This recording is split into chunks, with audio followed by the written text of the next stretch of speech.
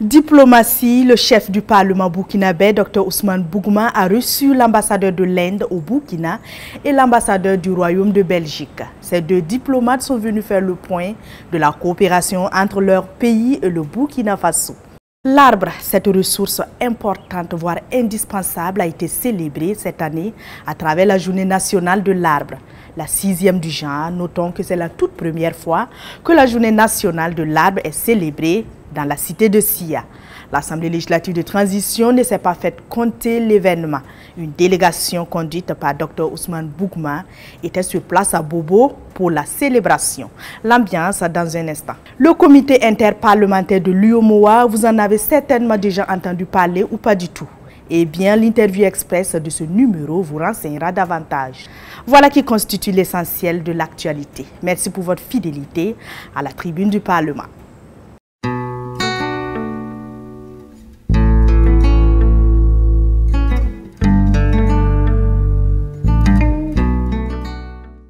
Comme annoncé en début d'édition, le chef du Parlement s'est entretenu le 20 juin dernier avec deux diplomates.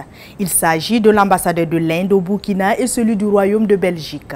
Avec le président de l'ALT, ils ont fait le point de la coopération entre leur pays et le Burkina Faso et ont évoqué les perspectives de collaboration. L'ambassadeur de Belgique, en fin de mission, a traduit sa reconnaissance à l'autorité pour la bonne collaboration. Anatole Nakoulma et Chloé Alain Koulibaly pour le compte-rendu. Jean-Jacques Hériat vient faire ses adieux au chef du Parlement burkinabé.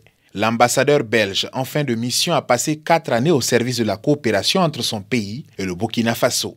Une coopération jugée excellente au nombre des résultats engrangés. Je voulais remercier les autorités burkinabées au travers, Monsieur le Président, par l'excellence du dialogue et de la coopération pendant ces 4 ans. Il est vrai que la Belgique a décidé de continuer sa coopération ici. On a signé un nouveau programme de coopération pluriannuel au mois d'octobre 2023. Et ceci dans des zones qui ne sont pas toujours faciles d'accès, mais nous avons considéré qu'il était de notre obligation de venir en soutien des autorités et des populations dans ces zones. Et dans ce cadre aussi, j'ai eu l'occasion de dire que notre coopération se déroule de manière bilatérale dans 14 pays prioritaires, dont le Burkina Faso. Et le meilleur taux d'exécution et d'atteinte des objectifs, le Burkina Faso est placé en 2e position, c'est-à-dire que pour ça, il faut absolument que notre coopération soit parfaite. L'ambassadeur de l'Inde, Bhaskar Bhatt, est quant à lui venu échanger avec le président de l'ALT sur les perspectives de coopération entre son pays et le Burkina Faso. Des perspectives qui concernent les secteurs agricoles, pharmaceutiques et technologiques. Le diplomate indien a également réitéré le soutien de son pays aux autorités de la transition pour relever les défis sécuritaires et humanitaires. À présent, allons à Bobo-Dioulasso où la 6e édition de la Journée nationale de l'arbre a été commémorée le samedi 22 juin dernier. Placée sous le thème « Arbre, capitale de résilience pour un développement endogène », cette journée se veut selon le gouvernement burkinabé une réponse vigoureuse et urgente pour la restauration du couvert végétal du pays. Et à l'occasion, 2000 plants constitués d'espèces locales ont été mis en terre. L'Assemblée législative de transition est en synergie avec le gouvernement à travers la présence effective de son président à cette cérémonie dans la ville de Sia. Retour sur cette journée avec Idrissa Warga et Karim Sissé. Le président de l'Assemblée législative de transition, Dr Ousmane Bougma, met en terre un karité. La scène se déroule à Bobo-Dioulasso, sur le site du bosquet du ministère en charge de l'environnement, à l'occasion de la Journée nationale de l'arbre 2024. Ce geste traduit l'engagement de la représentation nationale à accompagner le gouvernement dans sa politique de restauration du couvert végétal à travers des plantes utilitaires. Un engagement salué par le ministre en charge de l'environnement. C'est un message pour dire que chacun doit s'y donner et planter et entretenir. Voilà, on a lancé des concepts et ça a commencé ici. Voilà, on dit mon entreprise, mon bosquet. Donc on peut dire mon institution, mon bosquet. Ça, c'est le bosquet du département de l'environnement. Nous avons commencé notre part. On invite chacun à s'approprier les différents concepts et à les adapter en fonction de sa condition. La mobilisation des populations auprès du gouvernement à cette journée a permis de mettre en terre 2000 plants sur une superficie de 5 hectares. Le Premier ministre, représentant le président du Faso, a saisi cette opportunité pour décliner la vision environnementale du capitaine Ibrahim Traoré à la population. Pour joindre l'utile à l'agréable, un forage avec un système d'irrigation goutte à goutte réalisé sur le site a été inauguré. Ce forage facilitera l'entretien des plants mis en terre. À noter que la commémoration de la Journée nationale de l'arbre marque du même coup le lancement officiel de la campagne de reforestation 2024 au Burkina Faso.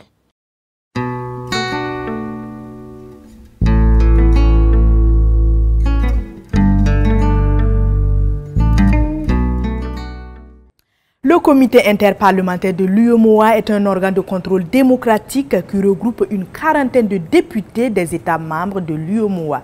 Le CIP UEMOA, du fait de sa grande diversité culturelle, intellectuelle et professionnelle, participe à l'édification d'une meilleure gouvernance démocratique, économique et politique.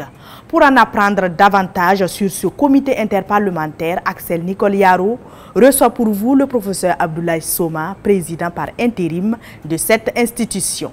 Suivons. Présentez-nous de façon succincte le comité interparlementaire de l'UEMOA, ses attributions et ses missions. Le comité interparlementaire de l'UEMOA est l'organe interparlementaire de l'UEMOA. Et si on veut, c'est le comité qui fait office de parlement de l'UEMOA. Quand on parle du parlement de l'UEMOA, en réalité, on parle du comité interparlementaire pour l'instant en attendant l'opérationnalisation du Parlement. D'après les textes de l'UEMOA, le comité interparlementaire est chargé du contrôle parlementaire de l'UEMOA. Et à ce titre, annuellement, le président de la commission doit présenter son rapport sur l'état et l'évolution de l'Union devant les membres du comité interparlementaire. Et ce rapport fait l'objet d'un débat, de questions, et afin de recevoir des recommandations de la part des députés du comité interparlementaire de l'UEMOA. Et parlant des députés du comité interparlementaire de l'UEMOA, les textes prévoient que ce comité est composé de 5 députés des parlements nationaux. On a une administration parlementaire qui est chapeautée par un secrétaire général permanent, il y a un financier, et le siège du comité interparlementaire se trouve à Bamako, qui est aussi le siège du Parlement de l'UEMOA. Vous êtes le président du CIP UEMOA. Alors, quelles sont les activités que vous avez menées depuis que vous êtes à la tête de cette institution? Depuis ma prise de fonction, nous avons eu la première session ordinaire qui s'est déroulée à Lomé au mois de mars. Ensuite, nous avons eu une session extraordinaire qui a eu lieu à Bamako au mois de mai. Et nous avons eu au mois de juin un inter-sous-comité, c'est-à-dire une réunion de commission parlementaire à Bissau. Nous avons voulu profiter de cette présidence avec les autres membres du bureau pour impulser une révision du règlement intérieur. La deuxième opération qui est engagée mais qui n'est pas encore terminée, c'est une médiation parlementaire au titre de la diplomatie parlementaire dans la crise diplomatique qu'il y a entre le Bénin et le Niger.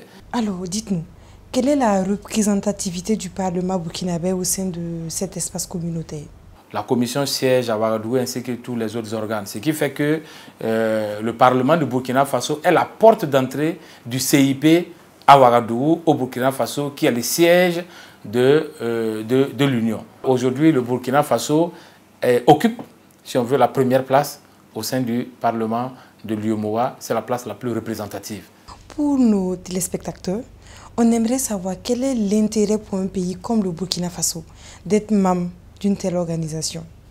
L'intérêt pour le Burkina Faso, c'est l'insertion dans l'intégration internationale, dans la coopération internationale. Et si vous remarquez bien, au sein de l'AES, comme par hasard, c'est le Burkina Faso seul qui n'a pas fait l'objet de sanctions de la part de l'UEMOA. Et ça, c'est dû justement à l'influence que le Burkina Faso tient dans le comité interparlementaire.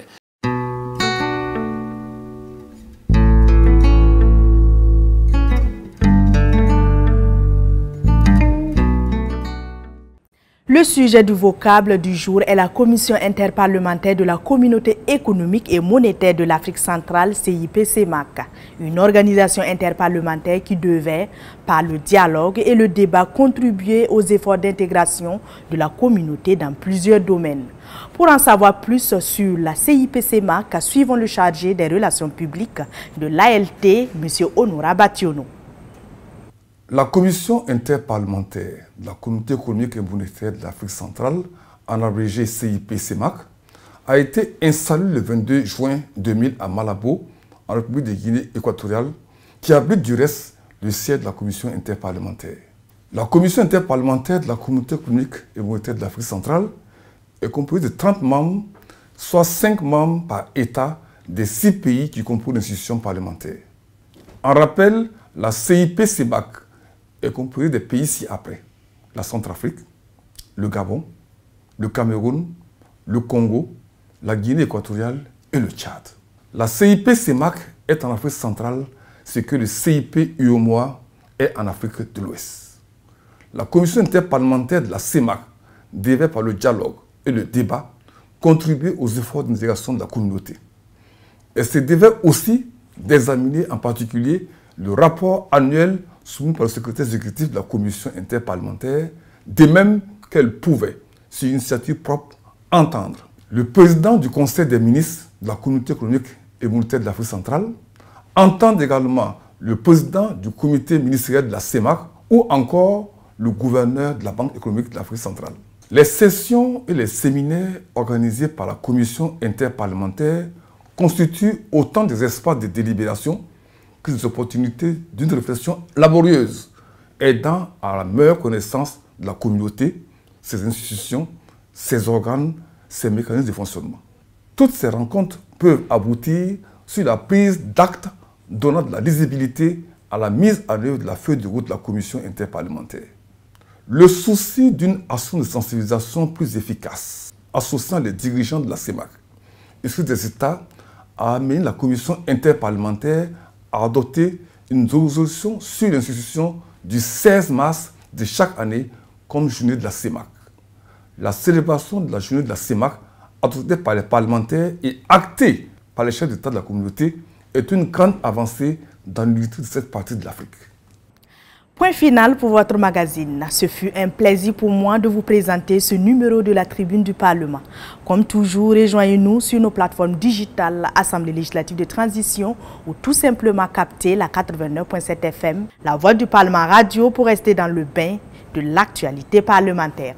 À bientôt.